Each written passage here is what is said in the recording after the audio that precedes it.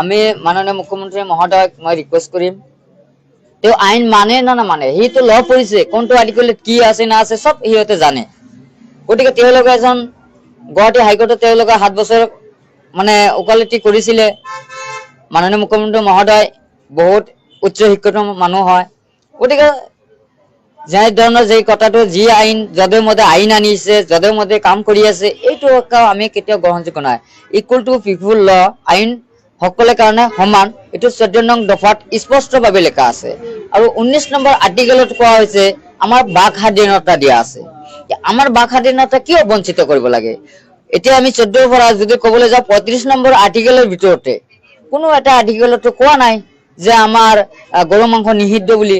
এইটো আমাৰ 29 আৰ্টিকেলত কোৱা হৈছে তুমি কি খাব পাৰে, কেনেকৈ খাব, কি বস্তু খাব, তোমাৰ যিটো ভাল যায়, যিটো মন যায় সেইটো তুমি খাব পাৰে, সেইটো কোনো বাধা নাই। এইটো 19 নম্বৰ আৰ্টিকেল 29 আৰ্টিকেলত কোৱা হৈছে।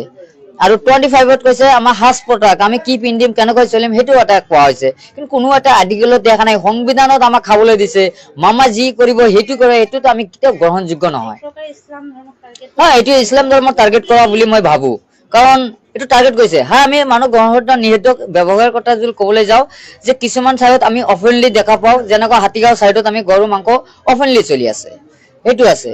আজি আমাৰ যদি আমি কাহিলীপাৰা গণেশগুৰি যাওঁ, এইটো অপেনলি গাহৰি মাংস অপেনলি বিক্ৰী কৰিছে। সেইটো কাৰণে আমাৰ মুছলিমৰ অলপ বেয়া লাগে, তেনেকুৱা হিন্দু মানুহৰো অলপ বেয়া লাগে। গতিকে সেইটো এটা চেট কৰক। আজি কিমান ডাঙৰ ডাঙৰ আমাৰ ৰেষ্টুৰেণ্ট আছে, আমাৰ হোটেল বিলাক আছে, দুখীয়া মানুহ বহুত কৰি আছে, হোটেল বিলাক চলিব, চব যদি আজি বন্ধ কৰি দিয়ে কি কৰি খাব মানুহ? আজি যদি যধে মধে ব্যৱসায়, কি ব্যৱসায় কৰিব? য'ত যাব ততে টেক্স লগায়, য'তে যি কৰিব সেইটো GST লগায়। এতিয়া কি কৰি খাব মানুহে? আপোনালোকে কওক। এনেকুৱা কাৰ্য কৰাটো আমি কেতিয়াও গ্ৰহণযোগ্য নহয় আৰু কেতিয়াও আমি নামানো। গতিকে গৰুৰ মাংস আমাক দুবাৰ জেলত দিছে, আমি আকৌ যাবলৈ কাৰণে সাজু আছো। কিন্তু গৰুৰ মাংস আমি আকৌ ব্যৱহাৰ কৰিম, গৰু মাংস আকৌ আমি ব্যৱসায় চলাম। যদি নামটো হৈছে যে গৰু ব্যৱসায় আমি কৰা নাই, যদি আমাক দিয়া জলি হৈছে, গৰু মাংস আমি চলাই যাম। যি আছে যি কৰিব পাৰে কৰি থাকক, চুকেলে কেতিয়াও ভয় নাখায়।